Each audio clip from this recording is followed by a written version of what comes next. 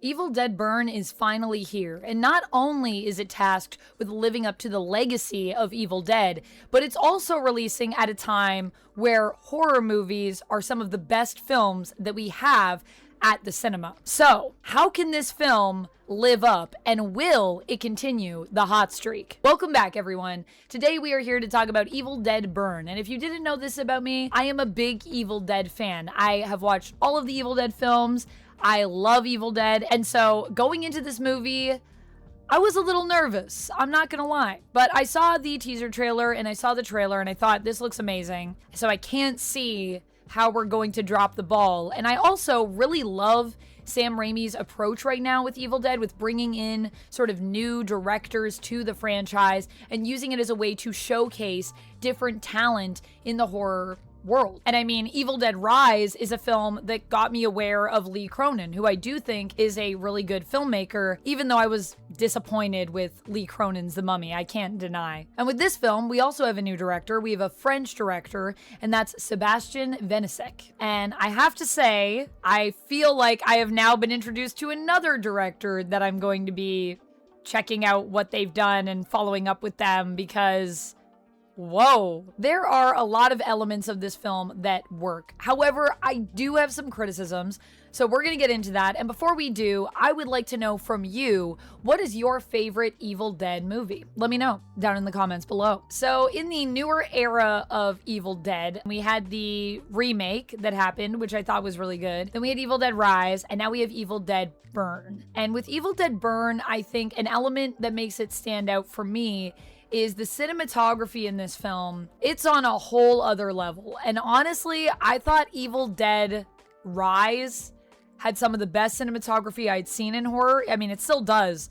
But this film somehow topped that for me. There are shots in this that are just so beyond stunning. I don't have words to describe them. They're emotional to watch. Just the shots alone. There is one near the end of the film that's sort of a rotating shot, and the perspective that we get of Alice's character with her laying on the ground and how it turns around with the house behind her, it sent chills down my spine. So when it comes to the cinematography, we have knocked it out of the park, and I think that is the strongest part of the movie. The other thing that I want to acknowledge that I really appreciate with this film is how committed they were to using special effects when it came to actually using real fire. Something that in many modern films people shy away from these days, and unfortunately it results in really bad CGI fire. Return to Silent Hill, I'm looking at you. In this film, all of the fire looks amazing. And why is that? It's because Sebastian apparently said he did not want to use any CGI fire because he thought it was very important to maintain that reflection that you get on the skin, of the way that the light of the fire dances on skin in a way that you cannot really recreate in CGI. And I have to say, I agree with him. There's definitely a heightened element to the film with the fact that they're using real fire, and when you watch, you can tell the difference. That also means that a lot of the stunts that we're seeing in this movie are extremely impressive because, you know, things actually were set on fire and exploded. People actually, some of them were on fire. So that's pretty frightening. And the special effects in general in this movie, I think, do a pretty good job. Other than the end where we do have a sort of CG character that's coming in because they're completely burnt up, I feel like they did a really good job with the practical effects taking the forefront in this film. At least that's what it felt like to me watching it. I tried to look into sort of how much CG may have been used, but all I've really found is the director talking about how he didn't really want to use a lot of CG in the movie, which makes me believe that a lot of this was practical effects. A lot of it looked practical to me. And there is a lot of gore in this. The blood budget is, wow, they spent a lot on that blood budget, and I loved watching it. I think that is a huge part of the Evil Dead franchise, and something that I appreciated about this film is that while it is telling a new story and doing its own thing, and kind of taking us in a direction that at times feels new or different, there's also a lot of moments that call back to the legacy of the franchise. We have a lot of practical effects. We have a lot of just gore everywhere, which is something that Sam Raimi loves to do in his movies. But the other thing is that there's even callbacks to certain moments from earlier films. I mean, they do a little psych out with a chainsaw at one point that I really appreciated. There are moments in this that legitimately felt ash-coded to me. It felt like Ashley was there in spirit with us in this film at times, and that is all the stuff that I really appreciate. And the campiness was kept alive. This is a movie that is funny, and intentionally so.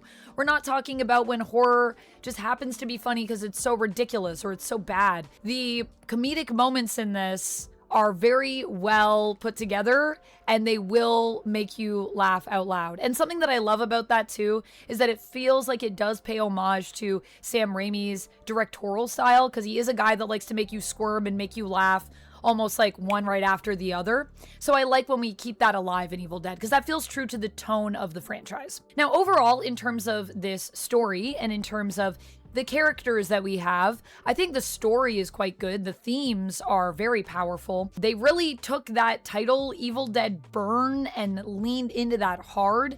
Now, that could just be because fire is really cool, and I liked the idea of a sort of hot, fiery motif for the film, which they carry throughout quite well. But I do think it can also even connect to some of the more story-based themes that we're seeing in relation to our characters.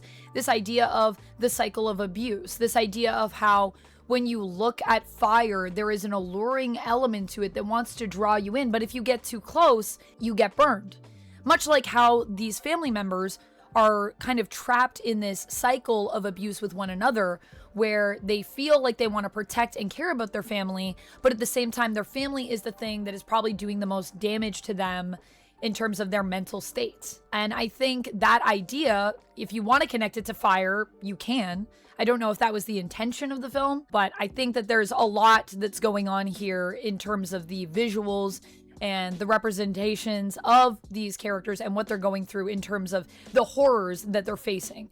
And that idea of having Evil Dead Burn kind of be an abuse story, I think that's really powerful. Now, granted, there are times that we fall into these tropes, which did take me out of it a little bit. But the reality is, a lot of tropes when you're dealing with a story like this are based in some kind of truth. And I still think that they had some moments that felt quite honest to what the experience would be like of being in a similar situation just as a person. Obviously not when you're fighting a bunch of Deadites. That's not a normal situation. But in terms of what that fight represents. Now, in terms of the characters, that might be the weakest part of the film, unfortunately. I did like Alice, and I did like Joe in the film. Joe was played by Hunter Doohan, which honestly, I'm starting to think I like this guy in all things I see him in. I've seen him in Wednesday, saw him in Daredevil Born Again, and in this, I think he was my favorite actor in this film. The acting, however, is not as good for me as Evil Dead Rise was. So that's where we kind of drop the ball a little bit. And the other issue is a lot of these characters, they're not very likable. And while I understand they're going through a lot and they're all kind of tied to a family that is very toxic at times, and they have a lot of stuff that they have not dealt with, so there's a lot of unresolved trauma here at the table. The other thing is they don't give us a lot of reasons to care about all of that.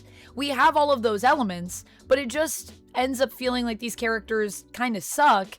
And while in some respects that's kind of nice because you cheer for the Deadites to kind of take them out, at other times I actually found myself siding with the Deadites in this, which feels a little weird. They are evil, but honestly, I felt like they had some points. And there were characters in this that I felt really deserved what was coming to them. Except for maybe some of the characters at the beginning of the movie. Our intro to it is quite cool and just showing the way that, you know, this infection kind of carries on, that this evilness is spreading. I thought that was neat, and I think this did a better job than Evil Dead Rise of keeping in mind the rules, or just having rules as to how this infection, how Deadites continue to come into existence, how they can infect people and take over their bodies and possess them, and how all that possession kind of works. It felt like they spent a little bit more time thinking about when those moments are where someone is now all of a sudden infected, and it felt very specific. So that was something that I liked, and I thought they did better, except of course when we get to the end of the movie. So there are 2 post-credit scenes for Evil Dead Burn. One is a nice little just, the evil continues kind of vibe. That's the mid-credit scene. And then the end credit scene, that was the one that had me sort of raising my eyebrows a little bit. And that's because we're bringing back Ellie from Evil Dead Rise. And don't get me wrong, I love Ellie. But we all saw what happened to her. We know what her fate is. And in this, they're even like, here she is in an urn. And then they're like, and she's back. What? How does that make any sense? And it's especially disappointing after we just went through an entire film where I thought they had such care for showcasing how this evilness is spreading throughout the family and taking them over. That was a little strange, but I understand. I think mainly what they want to do is they want Lee Cronin back. And so Ellie is kind of the bait to ideally get us back to Lee Cronin. I don't know if Ellie will fully return. And if she does, they're going to have some explaining to do about how that makes any sense. Especially because, in one way, I could see her being some kind of manifestation in people's minds. Maybe she's like kind of a ghost entity. But then they have her do something very physical in that post-credit scene that I don't know how a ghost would do. I don't know. Deadites do have a lot of power. So maybe? Usually I feel the power that we see them have is specific to elements, and at times there is a telekinetic ability, but this feels like it's really stepping over the line of what I thought was possible for Deadites with telekinesis to do. Regardless, the film also establishes some cool stuff that is in the lore. We have the Kandarian dagger makes an appearance here, which I thought was quite cool. I also thought the design for it was really cool. A lot of the prop design in this, actually, they did a really good job with. I don't know why people in horror movies have to live in terrible houses, though.